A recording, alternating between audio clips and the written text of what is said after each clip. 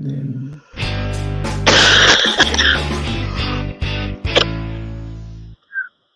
all right, welcome to Tom's Journey here with Chief Aaron Siebert. We're testing this thing out, see if it works. How's it sound on your end?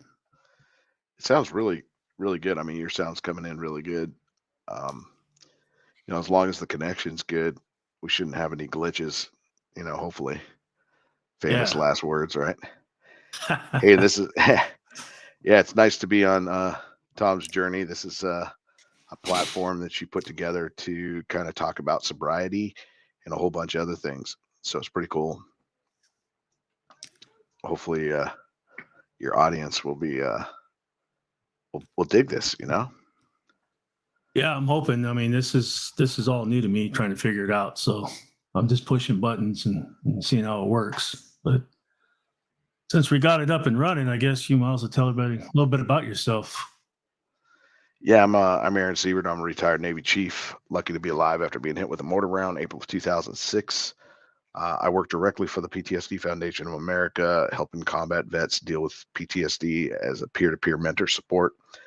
Running warrior groups every Tuesday, outreach to combat vets daily. Check on them, help them go through the process of getting to Camp Hope in Texas, Houston. That's our headquarters. That really gives these guys a new chance. They'll be there for 6 to 9 months, going through the Combat Trauma Healing Manual, which is partially written by the Chaplains Corps, and it gives them a new lease on life to kind of push forward in a positive direction.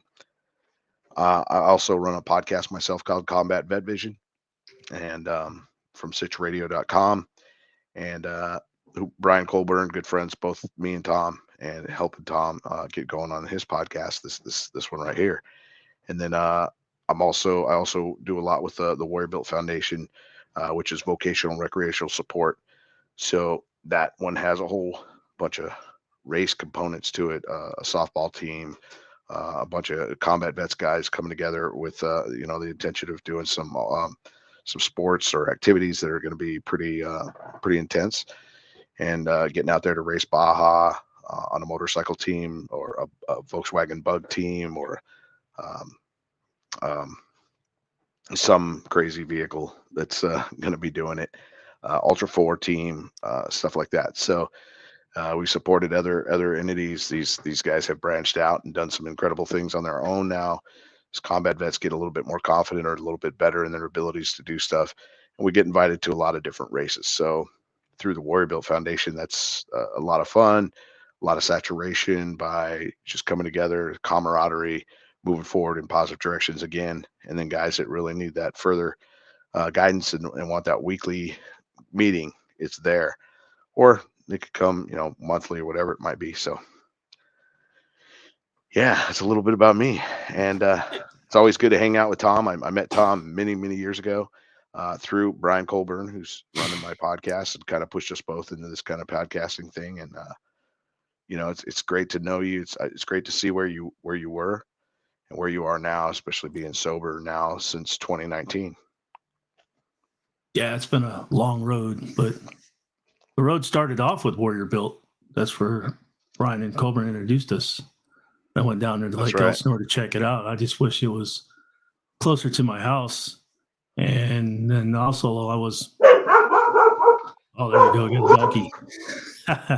I was set up for going to Camp Hope, but I wasn't ready to go at the time. So I ended up going through my job for a rehab. But, it's out there for veterans. That's why I'm doing this. I'm trying to help veterans. So try to get people like you on and a few other people I'm going to invite to explain to them what Warrior Built's about and basically the PTSD Foundation of America, what it can do for our combat veterans. So Yeah, I think it's a pretty awesome deal as we grow in our post traumatic stress or post traumatic growth.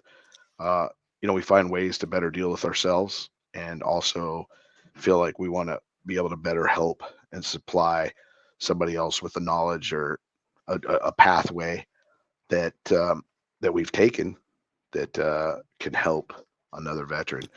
And so I think you getting ready to do this whole thing and really gearing it up to be a really awesome package for a podcast. I think it's going to be a force multiplier to everything that's always going on, and it's nice to know these resources exist, and this show in itself will become a resource for guys that are trying to be sober and, whatever direction they want to go in a positive one. It's going to be that force multiplier for that. So thanks. Oh, definitely. I mean, I've been growing, especially going through some of the stuff that your group offers. It's given me tools to cope with my PTSD, learn how to get myself out of certain situations, or how to talk to other people that don't understand what a person with PTSD is going through. It's given me the tools not to pop off, I guess you would say, because that's the stigma, I guess, with PTSD. Like someone who has it, they think you're going to fly off the deep end, but that's not necessarily always the case. If you got the proper tools, just like when I learned to quit drinking, you get the proper tools, and then you can find your way around the situation where it's not going to be a problem. We're just like everyday people. Everybody's got problems. It's just we have problems people can't see.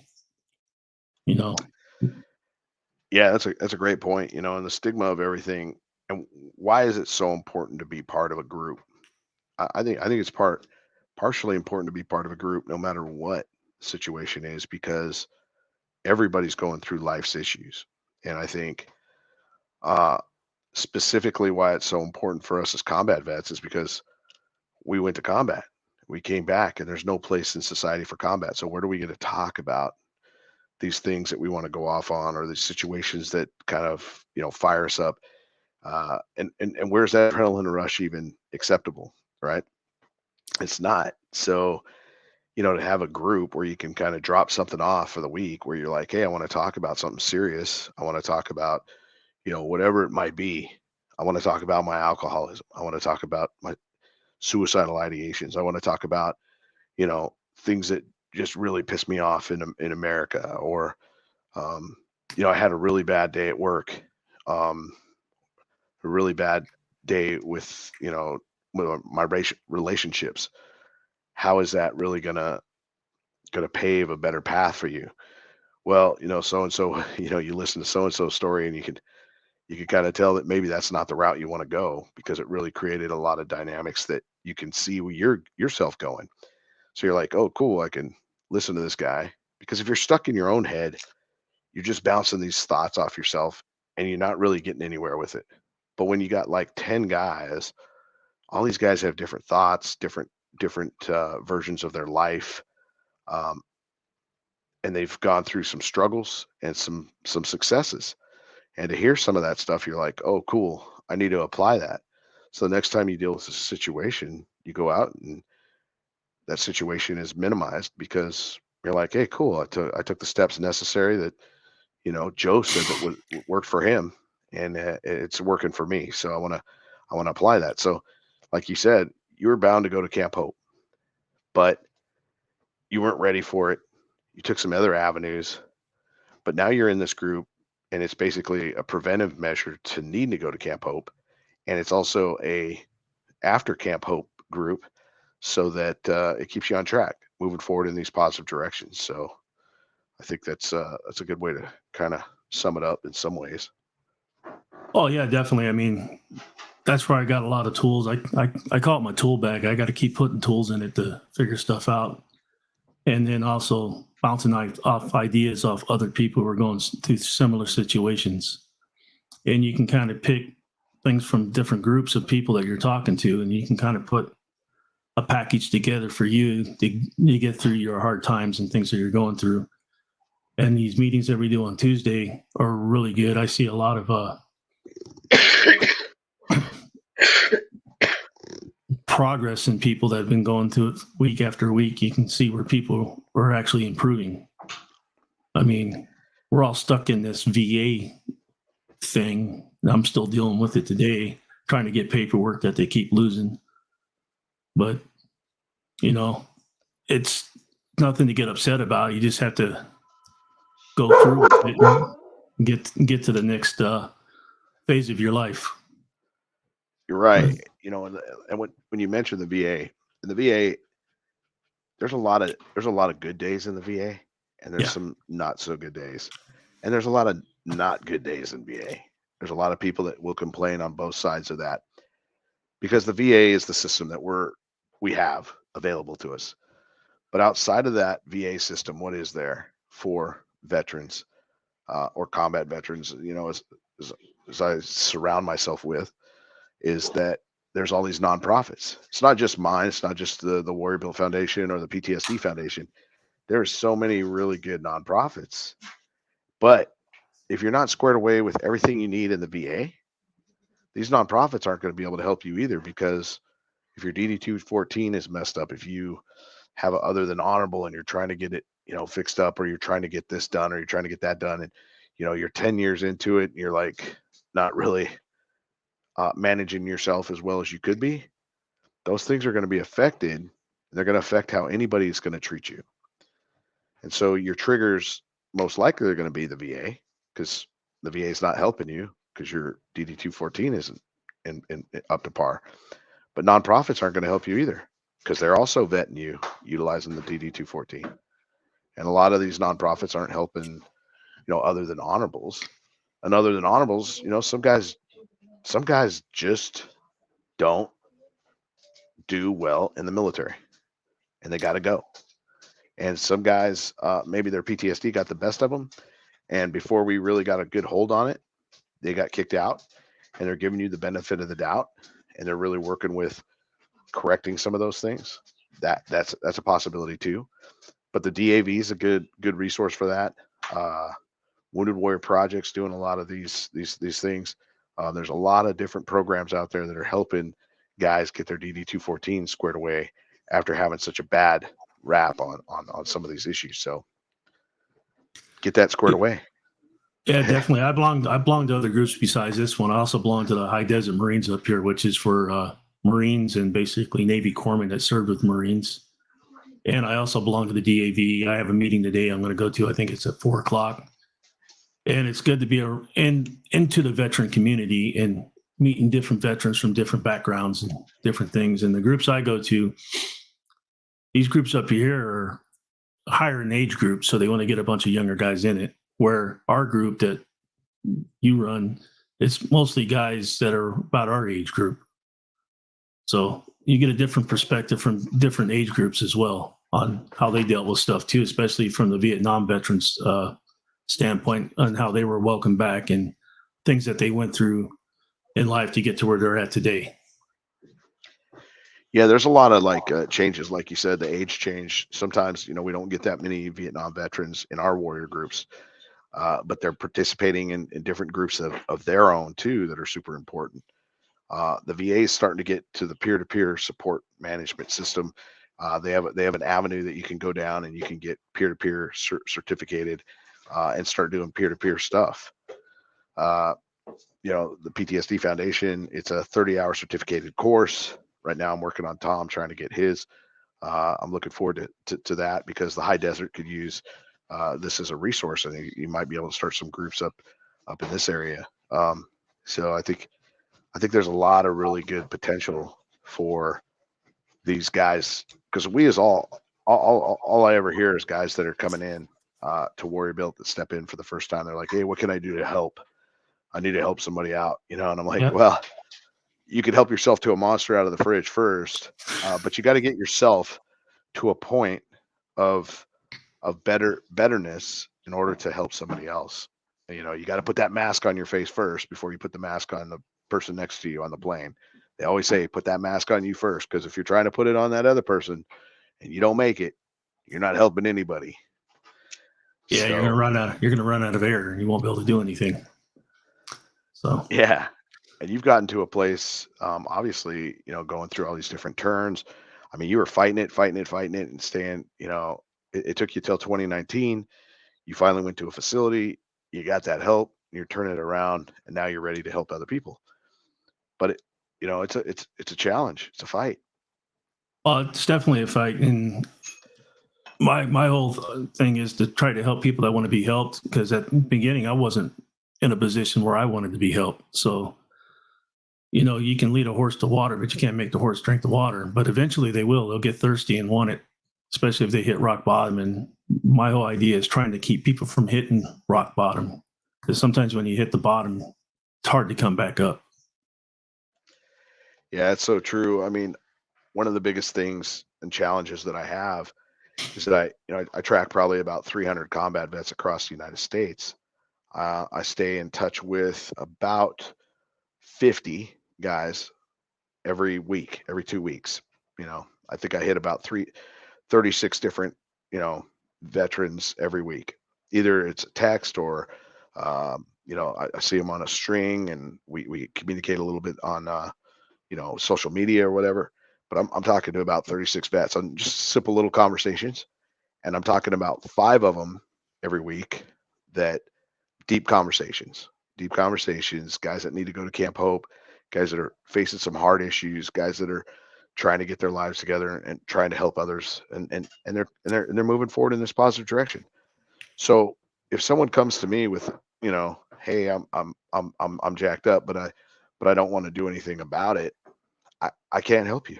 I can only help you as much as you want to help yourself, because I have to put those barriers up, because I have a bag full of all my gear as a corpsman, and I have to look at a mass casualty. I'm like, hey, I know what I could take care of. 5 guys this week, 1 a day, 1 hour conversation, 36 different conversations, and I'm using all the stuff out of my pack. But if you show up and you require everything out of my pack and you're still not going to make it, that's not a place I want to be. I can't help you if you're not willing to help yourself along. And some guys are like that. Some guys are just like, hey, I'm a never-ending victim. Right. I don't want to be. I don't want to. Yeah, everything's broken. Nothing's gonna work. Nothing. With the. I've tried this. I've tried that. I've talked to every organization, and they all have bullshit to sell me. And it's not true. It's like every organization wants to meet you somewhere, and they want to start with the objective of a good, solid plan to get you on your feet and help you in a forward direction. Yeah, if you don't I have a can't solid speak. platform or foundation, it's hard to build back up. Yeah, you could be at the bottom. You could be at the rock Yeah. bottom, but you got to have a solid plan. Sometimes I talk to guys that the plan's just like totally out of control. It sounds like, if I help you right now, I'm only going to help you to your next problem. I'm going to buy you some time, but you don't have a plan to, push for the long sail to get help. And so those are the things you got to really look at, because otherwise you're spinning your wheels and you're not getting anywhere, and you're really wearing yourself out. You can wear yourself out like that. Oh yeah, and then people need to also realize that this is baby steps coming back to where you want to be. It's not going to happen overnight. I mean, our society's used to instant gratification, and to rebuild yourself, it's not instantaneous. It's taken me many years to get where I'm at, and I'm still building on myself, adding pieces to the puzzle, trying to put it all back together, because it's just not something that's going to happen overnight. And some people, they expect it to be like, they give you a call or they give me a call and they expect it to be fixed by tomorrow. That's even with the VA stuff. I mean, I'm going through it right now trying to get my FMLA paperwork, but that's out of my control. And I've learned not to worry about things I can't control. Control what I can, what that's around me. But that's an outside person working on something for me. And I just have to let it play its course. And every week or so, I just send a little email. Hey, I'm still here. I'm still waiting. But before, I used to fire off bad stuff like talking trash, and I had to change my mindset. And when you change your mindset, you get yourself in a better way of life and a better way of thinking, and you're a lot happier. And you don't have to rely on all those meds that the VA pushes down your throat either, because you can get into a better place with some self-help and some determination, like, I'm going to reach that goal. Yeah, and there's, I'm rebuilding myself all the time. My ankle's always jacked up. I got, 100. I got the Milky Way of shrapnel in my ankle. Looks like my buddy kind of came up with this. He's like, yeah, his ankle looks like the Milky Way. And I'm like, hey, that's a good way to put it. I'm going to keep it like that. So it's got all this like shrapnel all in it, and 90% of my tendons and ligaments were destroyed or damaged. So it's hurting every single day, every step I take. So I have to do yoga at least twice a week. I have to do, I have to practice walking straight so that my alignment doesn't get so off that it's starting to hurt my knee and up into my hip. And so now I'm taking even extra more steps to kind of battle that. I have to wear orthotics inside my shoes in order to accommodate some of the steps that I'm taking. But it's not only that too, it's going like you said, it's going to these groups, putting these puzzle pieces together, finding new ways to kind of look at things. Understanding that things are messed up. You can end up in a situation, the piece of paper shows up on your in your house, and a piece of mail shows up and says you owe $48,000, and you got to go like, what? Yeah. I'll be talking about this in a letter in a later one, but you get some document that says that, you might feel like it's over for you. You don't want to do anything, but because you have a support network that you can rely on and you can bounce stuff off of, you go to it, and somehow or another, maybe it's going to work its way out, and it's going to find its way to a better place. But maybe that shouldn't be the way that it should have showed up, and somebody needs to tell that organization that they need to reevaluate themselves before they send something like that, Most because definitely. someone's not going to make it through that. That's a killer. Oh, it is, Piece and of that's paper. what's good about being in these groups that we're in. We can bounce it off. We can let it out on Tuesday night, and then get our ducks back in a row, and then hopefully, move on. It's not the end of the world. It's happened to other people too, and Yeah, and the good not news is it's not just Tuesday nights now. I mean, if you go to ptsdusa.org and you look for the groups, there's a group almost every single night of the week. The timings might be different because some of them are in Texas time, some of them are, uh, you know, Houston, San Antonio, Dallas, uh, California, Arizona.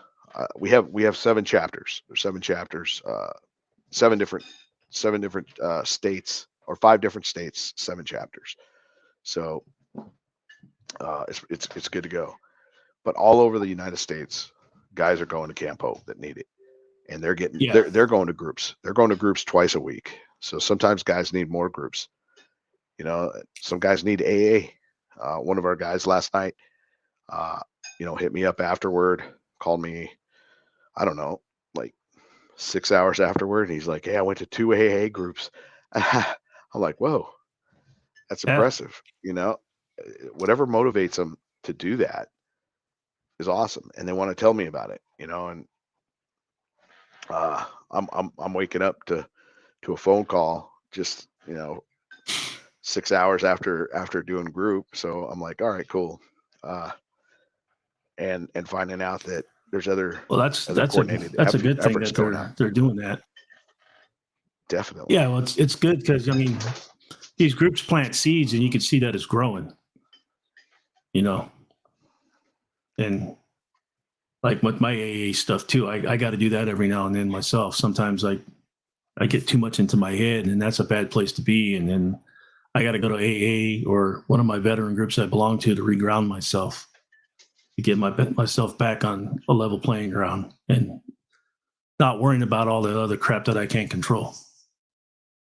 So, Yeah, same with me. Even after having some very difficult phone calls, I'll call a battle buddy and bounce some of that off of them and decompress. I mean, maybe group's not until next week, but today's Wednesday. I won't yeah. have group till next Tuesday. I need to talk to somebody about a situation or something that's really been, bugging me or whatever it is. And so I'll end up reaching out to somebody. And that's the other part. These groups create battle buddies. These battle buddies, it's a battle buddy system. These guys start calling each other on different reasons, different things, and they're able to relate and they're able to communicate, and it keeps them together. Oh, most definitely. Well, we got almost 25 minutes here, so let me end these things like I always do. Let's keep the people out there that are still suffering in our prayers, and hopefully they find the help that they need.